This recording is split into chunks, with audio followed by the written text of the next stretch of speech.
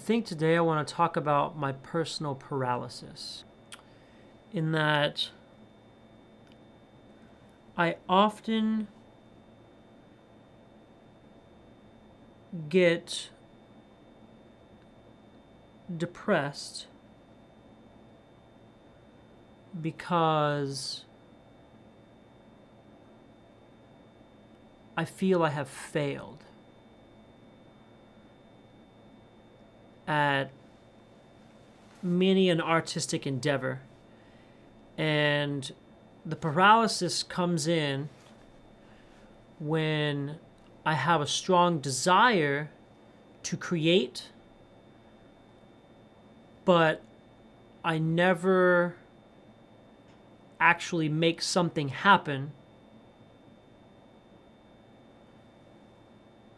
because I've convinced myself that I have failed every attempt in which I try to create.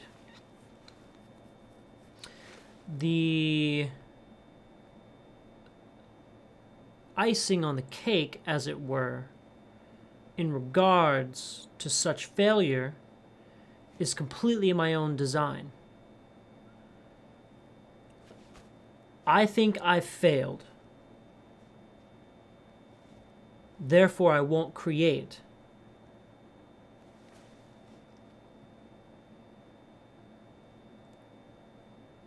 That makes no sense.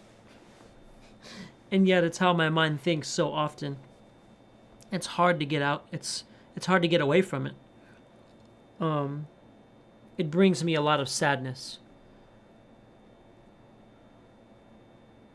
I have great ideas, but I won't do them. And that makes me more sad. And that sadness causes me to think that I'm a failure. And that exact feeling is what makes me not want to create. It's very cyclical. And in some ways self-sabotaging, I think. I believe that there's a great many artists out there, people that I talk to, who said the exact same thing. And so I know I'm not alone, but I feel very alone when I can go into a bar, a social setting, and sit at the bar and look at everybody in the eyes, one person at a time, just waiting till I make eye contact with them, and realize that I'm too scared to go up and say hello to somebody for one reason or another, I guess.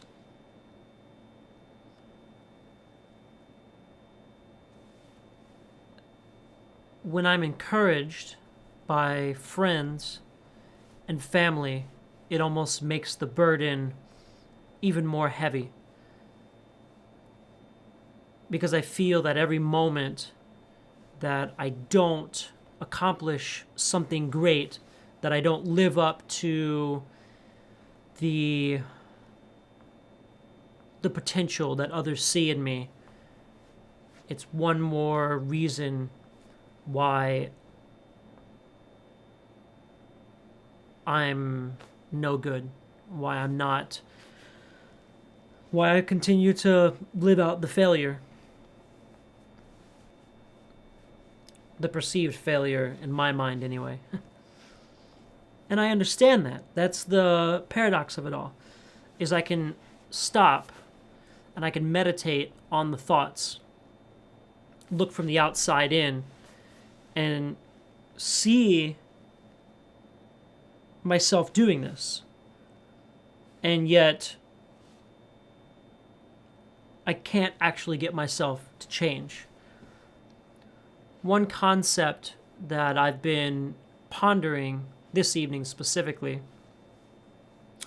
is that of, it's a concept by Stephen Covey, and it's called Sharpening the Saw.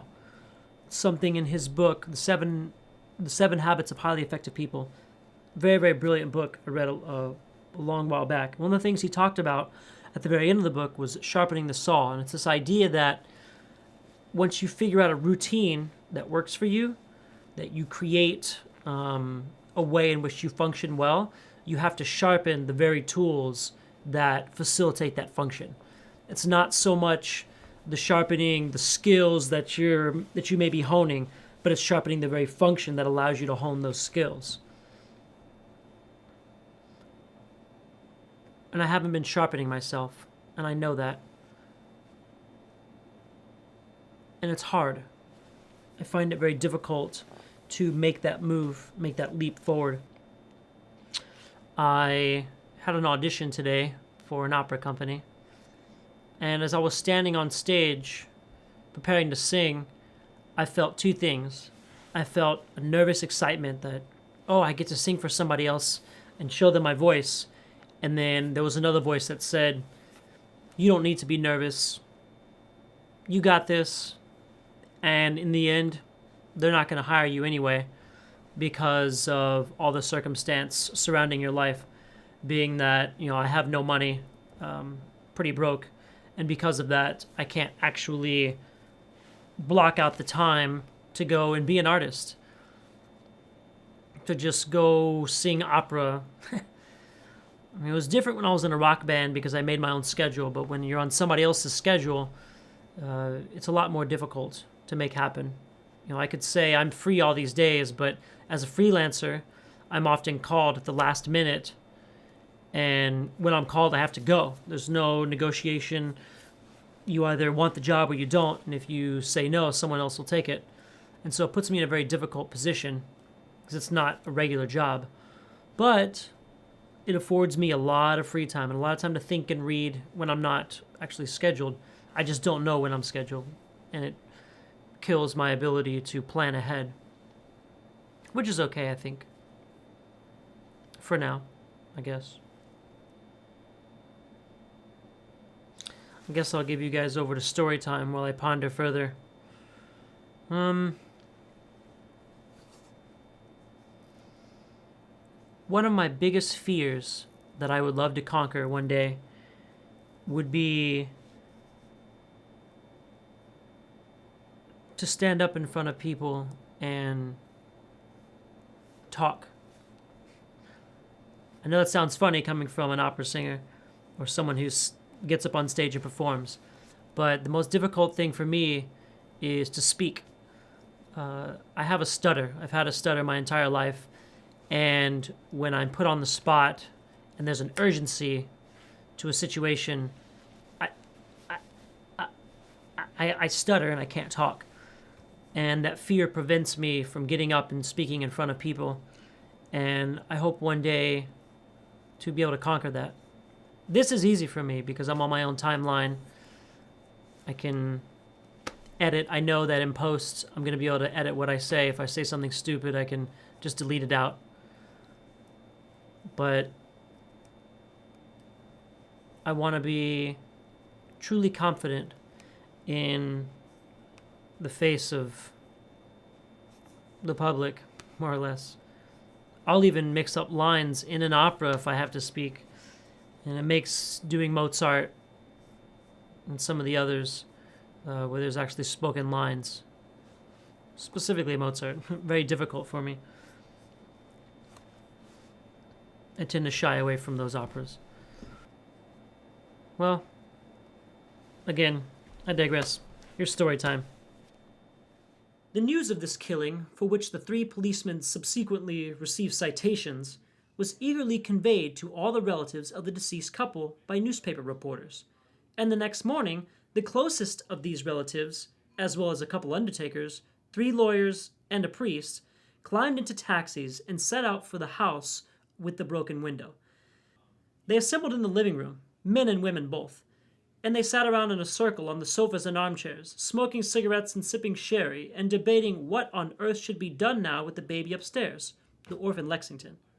It soon became apparent that none of the relatives was particularly keen to assume responsibility for the child, and the discussion and arguments continued all through the day. Everybody declared an enormous, almost an irresistible desire to look after him, and would have done so with the greatest of pleasure were it not for the fact that their apartment was too small, or that they already had one baby and couldn't possibly afford another, or that they wouldn't know what to do with the poor thing when they went abroad in the summer, or that they were getting on in years, which surely would be most unfair to the boy when he grew up, and so on and so forth. They all knew, of course, that the father had been heavily in debt for a long time, and that the house was mortgaged, and that consequently there would be no money in it all to go with the child. They were still arguing like mad at 6 in the evening when suddenly, in the middle of it all, an old aunt of the deceased father, her name was Gaspan, swept in from Virginia, and without even removing her hat and coat, not even pausing to sit down, ignoring all offers of a martini, a whiskey, a sherry, she announced firmly to the assembled relatives that she herself intended to take sole charge of the infant boy from then on. What was more, she said, she would assume full financial responsibility on all counts, including education, and everyone else could go back home where they belonged and give their consciences a rest. So saying, she trotted upstairs to the nursery and snatched Lexington from his cradle and swept out of the house with the baby clutched tightly in her arms, while the relatives simply sat and stared and smiled and looked relieved, and McPottle, the nurse, stood stiff with disapproval at the head of the stairs, her lips compressed, her arms folded across her starchy bosom. And thus it was that the infant Lexington, when he was 13 days old, left the city of New York and traveled southward to live with his great aunt Glasspan in the state of Virginia. Feels great to get that weight off my chest. If you liked what you saw, liked what you watched, subscribe, leave some comments below. Let me know what you're thinking. Let me know if I should do anything. I always like to go on an adventure, and every opportunity to do that is one I would like to take. Now that I got the GoPro working, I'm sure there's something that we could do that'd be really neat. But stay fresh, y'all, and I'll see you next time.